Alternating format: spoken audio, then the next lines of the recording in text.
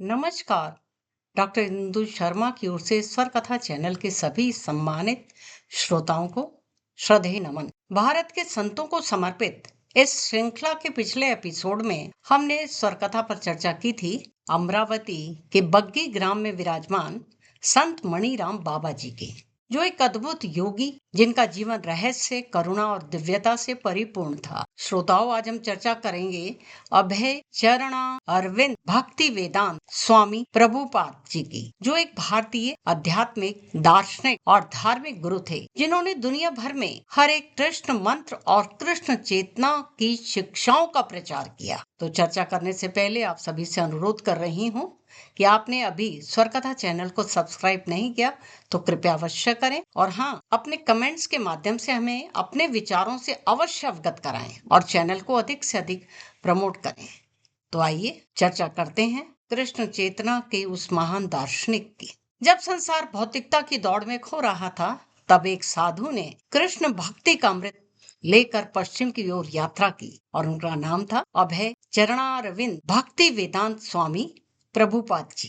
अभय चरणारविंद भक्ति वेदांत स्वामी प्रभुपाद एक भारतीय आध्यात्मिक, दार्शनिक और धार्मिक गुरु थे, जिन्होंने दुनिया भर में हरे कृष्ण मंत्र और कृष्ण की चेतनाओं का मुख्यतः प्रचार और प्रसार किया। उनका जन्म 1 सितंबर 1896 को भारत के कलकत्ता में एक बंगाली हिंदू बनिक परिवार में हुआ था। यह दिन जन्माष्टमी के ठीक दिन बाद का दिन था। उनके माता पिता गौर मोहन डे और रजनी डे ने उनका नाम अभय चरण रखा, जिसका अर्थ है कि वह व्यक्ति जो निडर है, जिसने भगवान कृष्ण के कमल समान चरणों की शरण ले ली है। और बाद में कानूनी रूप से उनका नाम अभय चरण अरविंद भक्ति वेदांत स्वामी रखा गया। उन्हें अक्सर भक्ति वेदांत स्वामी कहा जाता था। श्रील प्रभुपाद या बस प्रभुपाद कहा जाता है। भारतीय परंपरा के अनुसार अभय के पिता ने एक ज्योतिषी को बुलाया, और जिसने भविष्यवाणी की कि 70 साल की उम्र में अभय समुद्र पार करेंगे, एक प्रसिद्ध धार्मिक गुरु बनेंगे और दुनिया भर में 108 मंदिर खोलेंगे। अभय का पालन पोषण बंगाली कायस्थ समुदाय के एक धार्मिक परिवार में हुआ था। उनके माता पिता गौड़ीय वैष्णव थे, यानी चैतन्य महाप्रभु के अनुयायी, जो ये सिखाते थे कि कृष्ण ही सर्वोच्च व्यक्तित्व है और कृष्ण के प्रति शुद्ध प्रेम ही सबसे बड़ी उपलब्धि है। गौर मोहन मध्यम आय वाले व्यापारी थे। उनके कपड़ों की अपनी दुकान थी। वे अमीर और कुलीन मलिक व्यापारिक परिवार से जुड़े थे, जो सदियों से सोने और नमक का व्यापार कर रहे थे। डे परिवार के घर के ठीक सामने राधा कृष्ण का एक मंदिर था, जिसे 1.5 सदी से मलिक परिवार का संरक्षण प्राप्त था। युवा अभय अपने माता पिता या नौकरों के साथ मंदिर की पूजा अर्चना में शामिल होते थे। 6 साल की उम्र में अभय ने पुरी ओडिशा में होने वाले सालाना वैष्णव त्योहार रथ यात्रा जैसे त्योहारों का आयोजन किया।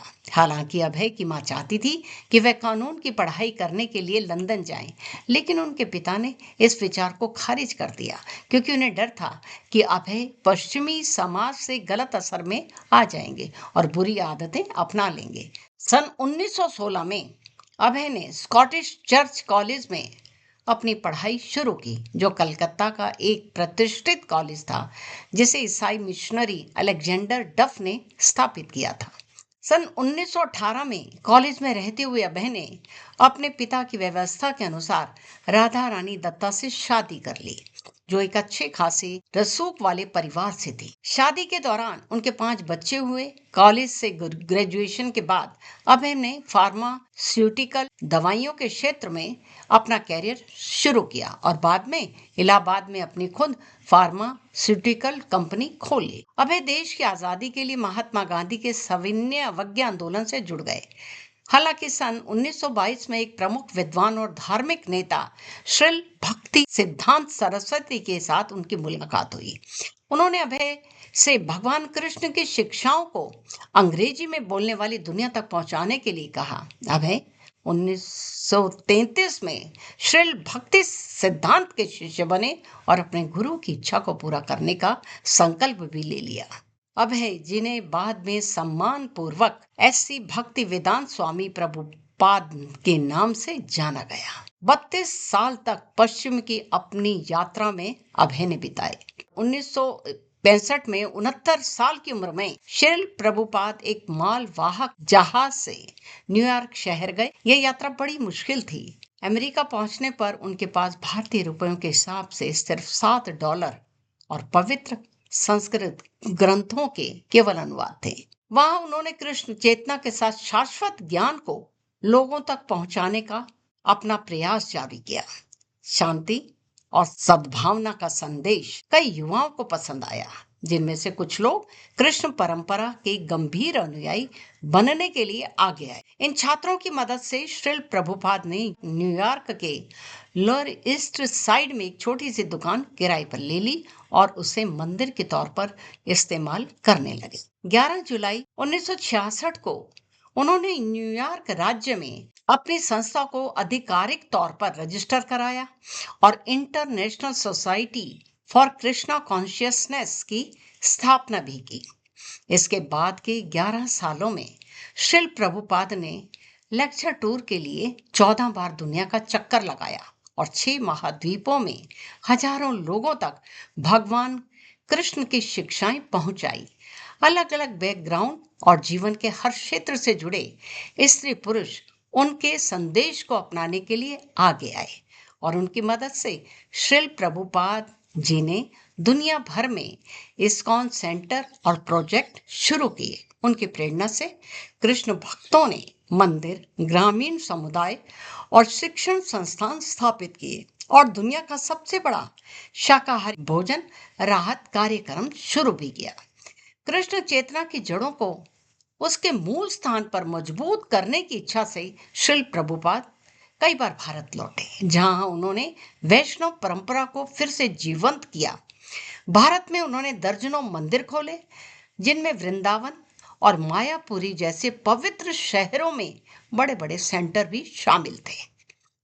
जब 17 सितंबर 1965 को ऐसी भक्ति वेदांत स्वामी श्रील प्रभुपाद न्यूयॉर्क शहर के बंदरगाह पर पहुंचे तो बहुत कम अमेरिकियों ने उन पर ध्यान दिया। उनके पास केवल $60 थे, लेकिन उन्होंने अपना मिशन न्यूयॉर्क के एक पार्क से आरंभ किया। आज international society for Krishna consciousness, जिसे हम इस्कॉन, दुनिया भर में 700 भी ज्यादा केंद्र उनके चल रहे हैं और यह आंदोलन सभी महाद्वीपों के 150 से ज्यादा देशों में फैला हुआ है और इसमें बड़े मंदिर, फार्म कम्युनिटी, स्कूल और रेस्टोरेंट भी शामिल हैं। पूरे अमेरिका में लगभग 50 से 60 प्रमुख आधिकारिक तौर पर संबंध इस्कॉन, ये हरे कृष्ण मंदिर के नाम से भी जाना जाता है, और फार्म कम्युनिटीज है। 14 नवंबर 1977 को 81 साल की उम्र में उनका वृंदावन में देहावसान हो गया। निधन से पहले उनका मिशन सफल हो चुका था। उनकी शिक्षाएं थीं हरे कृष्ण महामंत्र, हरे कृष्ण कृष्ण कृष्ण हरे हरे, हरे राम राम राम हरे हरे, हरे कृष्ण कृष्ण कृष्ण हरे हरे, हरे राम राम राम हरे हरे। और उनके 4 मुख्य नियम थे जिनका पालन वह अवश्य करते थे। मांसाहार से परहेज, नशा व मद्यपान से दूरी, जुआ का त्याग और अवैध संबंधों से बचाव। और उनका क्या मुख्य संदेश था? मनुष्य शरीर आत्मा का वाहन है और आत्मा का परम लक्ष्य क्या है? भगवान कृष्ण से पुनः जुड़ना। स्वर कथा से जुड़ने और हमारा समर्थन करने के लिए आपका धन्यवाद। और यदि आप किसी विशेष संत के विषय में विस्तार से जानने की इच्छा रखते हैं तो कृपया कमेंट्स के द्वारा हमें यह सूचना दे सकते हैं। स्वर कथा चैनल पूरा प्रयत्न करेगा कि जल्दी से जल्दी उनके विषय में अधिक से अधिक जानकारी स्वर कथा के माध्यम से आप सभी को उपलब्ध करा सके। तो एक बार पुनः मैं आपका धन्यवाद करती हूँ। जय श्री कृष्ण।